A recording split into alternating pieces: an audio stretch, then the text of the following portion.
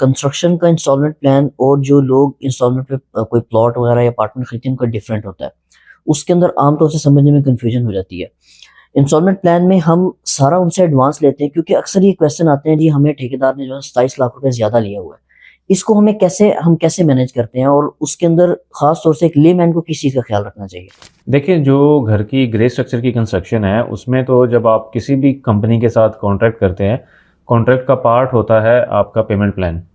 और payment plan के अंदर कॉन्ट्रैक्टर को चाहिए कि वो माइलस्टोन्स को बड़ी क्लैरिटी के साथ मेंशन करे। उस माइलस्टोन को अचीव करके उसने कितने परसेंट पेमेंट लेनी है वो वहाँ मेंशन करे। हमारी सूरत हाल में ये होता है कि हम एक बड़ा मिनिमम सा मोबिलाइजेशन एडवांस लेते हैं, क्योंकि मोबिलाइजेशन एडवांस दोनों पार्टीज़ के दरमियान एक बाइंडिंग एग्रीमेंट होता है। विदाउट मोबिलाइजेशन एडवांस कोई भी कॉन्ट्रैक्ट जो सा है वो प्रोसीड ही नहीं कर सकता।